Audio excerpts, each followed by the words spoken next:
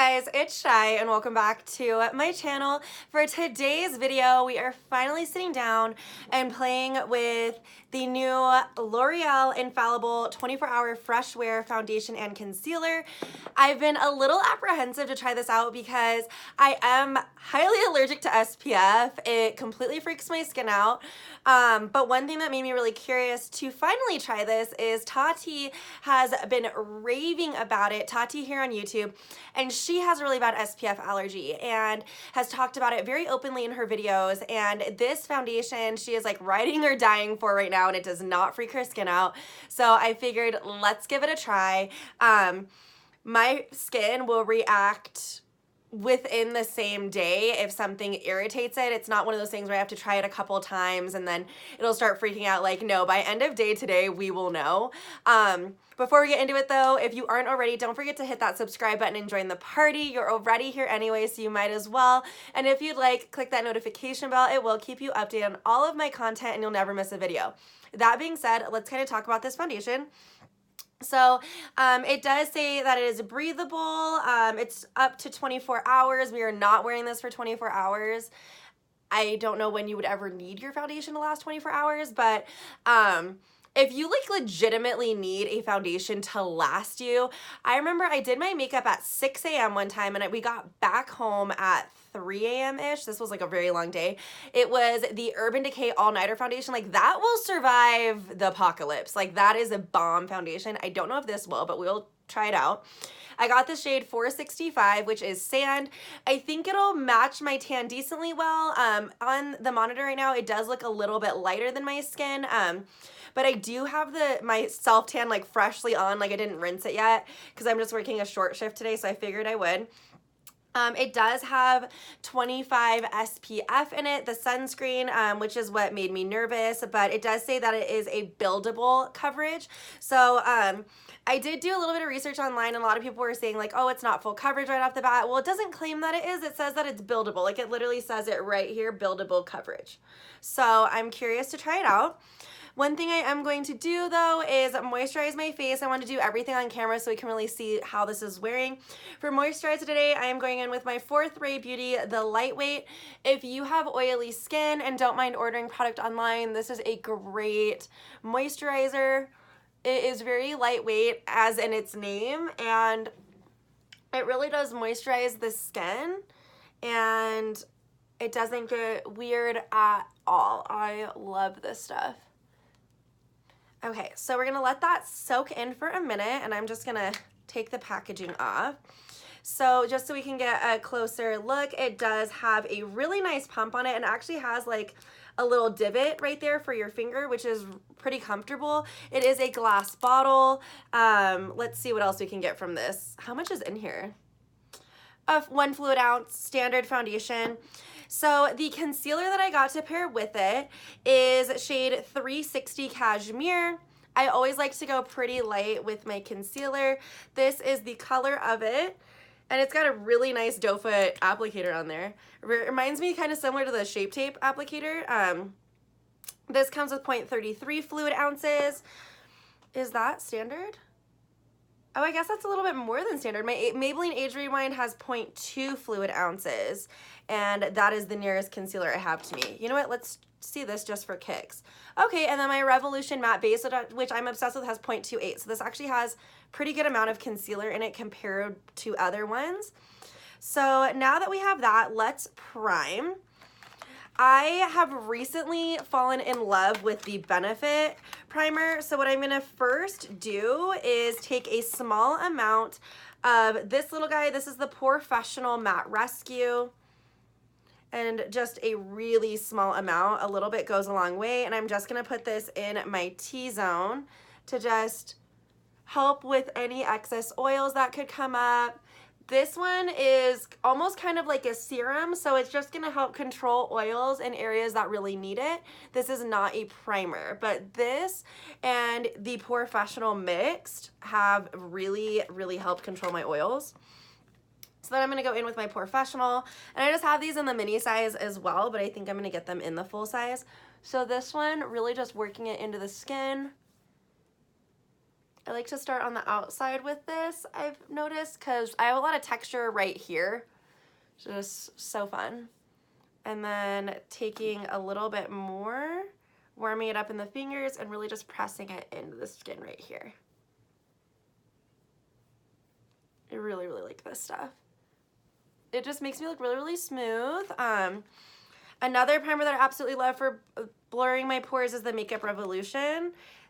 This I'm just a little bit newer to, so I'm excited to use it more because I really, really like the way that it made my skin look, but I love my Makeup Revolution primer. Okay, so now that that is done, I am going to use my Real Techniques sponge. It is just lightly dampened. I realized that I like to use my Real Techniques sponges just slightly damp, otherwise I feel like they get too soft and just soak up way too much product in my opinion. So I'm really hoping that this matches. Let's get my hair out of the face. Okay, so far it is a liquidy foundation. It is dripping down, but let's stamp it on. Actually a really good match to my skin, thank God.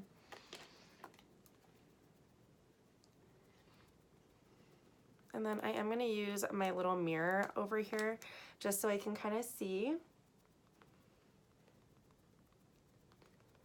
So it definitely is light coverage, which is fine because it didn't claim to be full coverage, it claimed to be buildable. So we're gonna do one layer all over and then we're gonna build it up because I like full coverage foundation. I have a lot of acne scars and discoloration, and your girl's gotta cover that up. So it feels really nice and lightweight though, which is nice right off the bat. And then let's just I always have to be really careful to get my hair out of my face now that I am blonde, because I can easily get foundation all over my hair and look like a complete crazy person. So this is the first layer, just so that we can really look. So every bit of everything is peeking through right now, which is, didn't claim to be full coverage, but if I were to do a layer of like my Wet n Wild, for example, right now, a lot more than this would be covered up. So we can see every bit of acne, discoloration in through here, my marks from my glasses, which is pretty normal. So let's try again and see if we can build this up somewhat.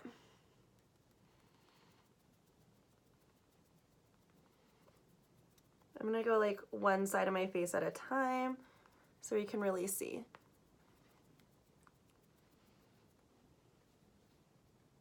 I'm gonna just take it down my neck a little bit. Make sure we're nice and blended. Okay, that covered up a lot better. So if you have flawless skin, one pump will be fine. If you were like me, you're going in with a couple pumps, which I don't mind building up my foundation. I am used to it. Like even with really full coverage foundations, I go in with a couple layers because I want to be sure. I'm one of those people, it's like, no, more is more. I want more. So that's just my normal anyway, so I'm not too worried about that. And then I'm gonna go in with another pump for the forehead. Because if this wears beautifully, like I don't mind really building it up and finessing, especially because it does not claim to be full coverage. And like that's something I cannot stress enough. Because if a product claims to be full coverage, like, bitch, I want you to cover up everything, okay? But if you are buildable, then buying this product, we already know what we're signing up for. So that's fine. Okay, so 2 pumps blended beautifully. I'm looking like really up close right now. My little glasses marks probably aren't gonna go away because I've been wearing them all day and I'm gonna continue to wear them to work, so I'm not too concerned about that. But the finish so far looks really, really pretty in my opinion. It has like a satin soft matte finish. It does not feel like I'm wearing any foundation. Like my skin feels really, really good, which I think links back to that claim that it is breathable. So far, so good. So far, so good. Now we're gonna see how it reacts with the concealer. So again, this is the shade Cashmere. And I like a pretty highlighted effect, so I don't know how full coverage it is, so we're gonna go one eye at a time to start with.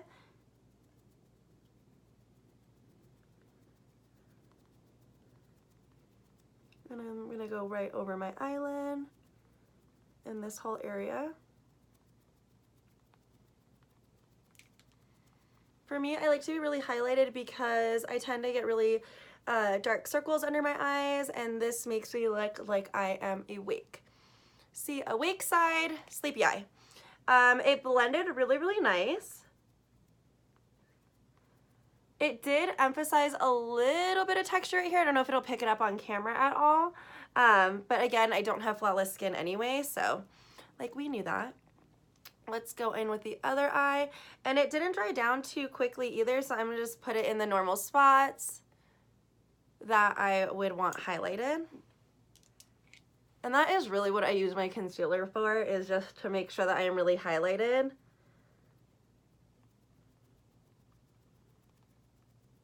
Alrighty. It's blending really, really nice so far. It is a very creamy concealer, which is awesome. I hate when a concealer is too dry and like starts drying in patches and you're just like, excuse me, the hell. I like this a lot.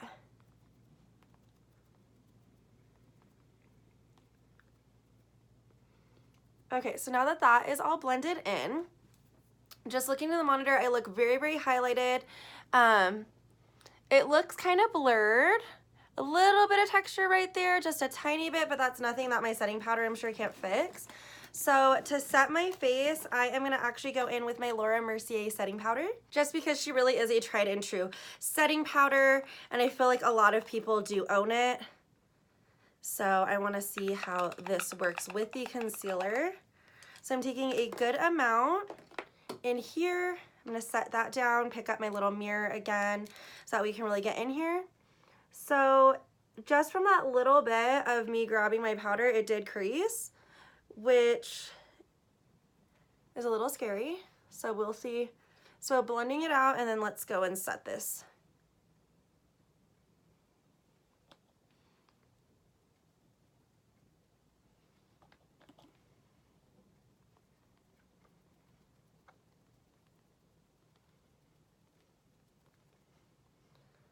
Okay, it's set really nice though. I think you just have to set it fast. Let's see here. And for me, I like to really press the powder into my skin. I don't really bake all that often, but just pressing it in, I feel like really locks everything into place for me. And then really pressing it into the forehead. And then even the spots that I haven't powdered yet have dried down really, really nice, and I'm not feeling them like tacky or feel like they're gonna transfer, so that is pretty cool. And I really like to set around my mouth area. I work retail, so I talk all damn day. So if this is set, I tend to look a little bit better. I'm only working a few hours today though, so it shouldn't be too bad regardless. Okay, so this is the base so far. Now I want to contour a little bit. I am going to actually contour with the Hoola bronzer from Benefit. I recently got this Cheek Leaders palette and I'm obsessed. So we're gonna see how it blends on top of here.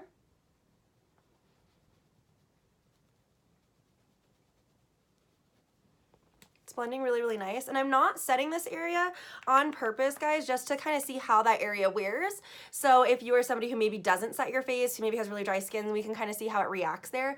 Does it slip off throughout the day? What goes on with her? Because again, I'm only working a few hours today, so if I look like a hot mess, it's okay. Not everyone will see it. I'm just gonna carve out the chin a little bit.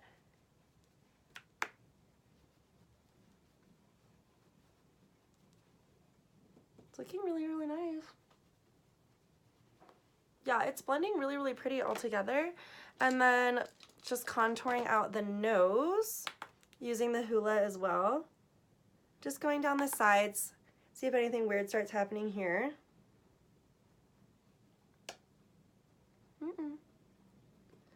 It seems like products are really applying nicely on top of it, so that is amazing.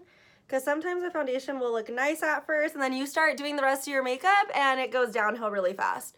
So I really like that. I'm going to finish up the rest of my makeup and come back with some final thoughts. Hey guys, and we are back. Just did a very, very simple look. I did set my face with the Anastasia Dewy Set.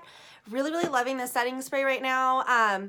So far, looking at the foundation, it is not my favorite. So first impressions, it's seeing a lot of texture in through here.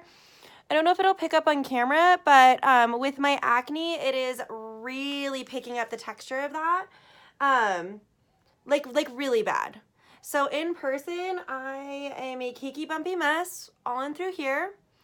For example, like my Wet n Wild Photo Focus foundation blurs on top of that. It doesn't settle in to like the lines around my acne or anything like that. So, and it's already starting to break up right here. I don't know if you guys can see it right there. So I don't have very good, I can't even talk. I don't have high hopes for this. Yeah, it looks really, really nice on my forehead. It looks really nice right in through here. Like right before you get to the smile line, it looks really nice right there. It looks great on my nose. And like, again, I didn't set this area, so there's no reason for it to look dry and like caked in there because I did not set it. So, though in the monitor, like looking at it right now, it looks nice. It looks really, really smooth, but unfortunately that's not how it looks in person without the beauty lights. Yeah, I'm just, I wonder if like putting a powder over it would help. I'm gonna try it just because, I mean, might as well. So I'm gonna take my large fluffy brush and my Makeup Revolution powder and just kind of tap and see if maybe setting it helps. I don't know. Just at least in this area. Let's, I might as well tap it all over, right? Okay, so let me see if that did anything. I mean, it helped just add a little bit more coverage to it. Thank you, Makeup Revolution. But yeah, I'm nervous. Okay, I'm curious because I have like comboed of very oily skin and it's looking dry on me all in through here. So I'm really curious how it would be on somebody who has dry skin. Like it says it's a fresh wear.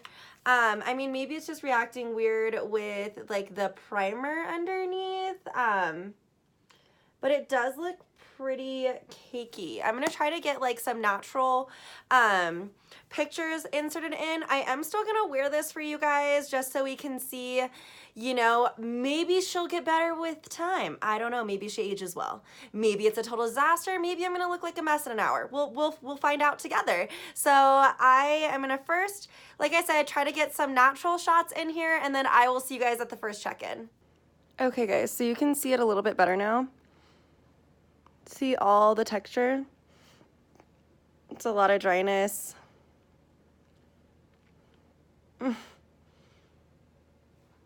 See all in through here.